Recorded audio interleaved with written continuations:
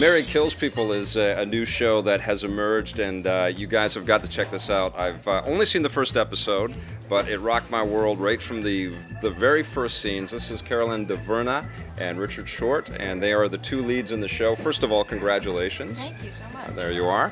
And how did this project come to you guys? We'll start with you, Caroline. When did you first hear about Mary Kills People? I think it was in the end of May or June of last year, so it all happened very quickly because we started shooting on the 4th of July, I think it was. Mm-hmm. And immediately I fell in love with it. It was such a strong character and very nuanced and so many layers to play with. And the subject matter, of course, I think is fascinating and really important for us to have this social debate.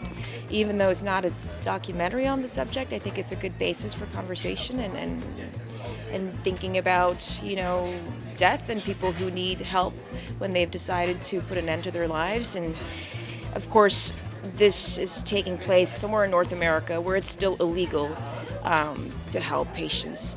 In Canada, things have changed recently. Last June, the law was passed, but we're still living in a place where it's illegal. Of course, it's much more interesting story for the story. One of the things that I like about it is, obviously we've had great shows like 6 Feet Under and Dexter that have kind of dealt with death or murder as sort of a big sort of through line. But then we also get all of this, interaction and social commentary around all of that stuff. But I feel like we don't discuss how death makes us feel a lot on television, and that's one of the things that I noticed even from my short time with the show. It's a very salient point because it's exactly what our creator Tara Armstrong says all the time. Her refreshing attitude towards death is just, it has to be spoken of and faced.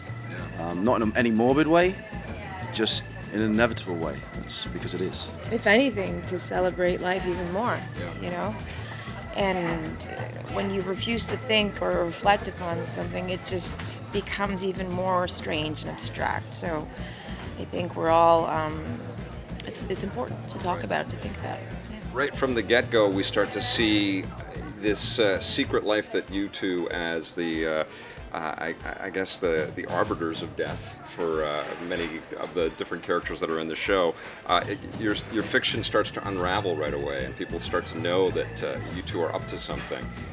How do you lift from there, and how do you guys get out of the pressures of all that? Right, without revealing too much, but you've got cops after you, and people are starting to figure things out right away. There's a very well-written, smart solution that we come up with between. By the way, we prefer Harbingers of Doom. That's the moniker we prefer, right? So we were going to have name badges made. That was almost the name of the show, we've got right? T-shirts, Harbingers of Doom. That would be the name of the show in Norway.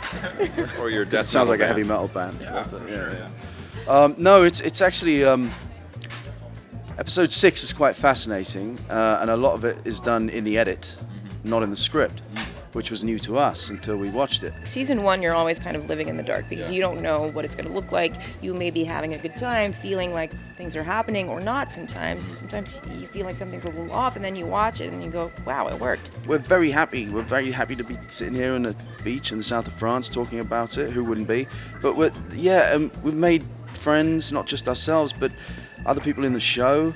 Happy to work with them all, like really, really happy. And the creative team, it's been a very open, creative environment for us, very warm. I don't know if that's a Canadian thing, but it seems to be, and it's working so far. But it's true, though. I feel like I've been blessed with, great people that I've worked with, but this team is so open-minded and generous, and at the end, the producers came to me and said, before we start thinking about a second season, we'd love to talk about how things went, what can we fix, and I had never heard producers say that before.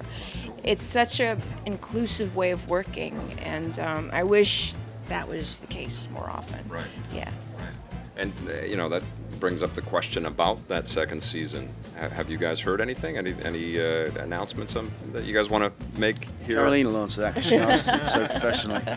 Well, we're talking about a second season. We're all hoping for it. It hasn't been confirmed, but of course we're already starting to bounce ideas to be ready if it is confirmed. But as of now, we can't make any announcements because we simply don't know. Right. No, although that also speaks to how open and creative the team has been with Caroline and myself. We are aware of possible ideas of where it could go should we get the opportunity to do so. Yeah. And they're really fascinating. Are you included in some of the story threads that way? Like, do the writers and the On this producers? particular project, Yeah. very much so. Yeah, they're open to suggestions. Yeah. Yeah, I think our input is heard. I mean, they're doing their own thing, of course. Yeah. We're not, coming up with storylines or anything. But I think they've been open to hearing what we had to say. Yeah. That's awesome. And how did you guys put the first season together? Was it shot like a long film with? We shot everything in complete disorder. Our first scene together was one of our biggest. I mean, and it happens after so many things in the script. It's a big, betrayal and all that. And so.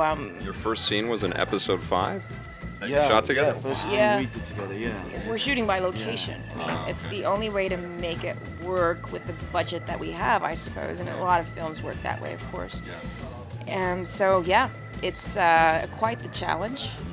But I'm quite proud of all of us because when you look at it, you don't feel that we're kind of confusing where we are emotionally in certain scenes. I think it all kind of flows naturally, which is And that's to the credit of the likes of Holly Dale, the director, and Tassie, and Amy Cameron, the producers. They've got an eye on the bigger picture, on the thread of it, and we're shooting sometimes 4 different episodes in a day. Wow. And not in order either. The whole thing was block shot. So. Yeah. Same director across all 6 episodes? Yeah, I don't think any other way would have been possible because Holly had such a great vision. She was so prepared. She showed us mood boards of what she had in mind. The whole water theme of the show came from Holly. So, I think we could rely on her to have, as you said, see the bigger picture and know that we were in good hands. Fantastic. And have you started to hear from viewers?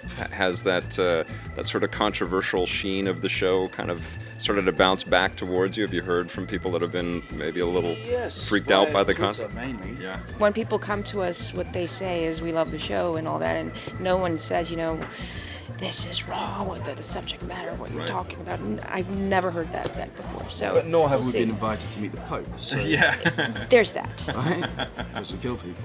Well, it certainly keeps it interesting. Terrific to meet you both. Thanks. And good luck with that second season. I hope it happens.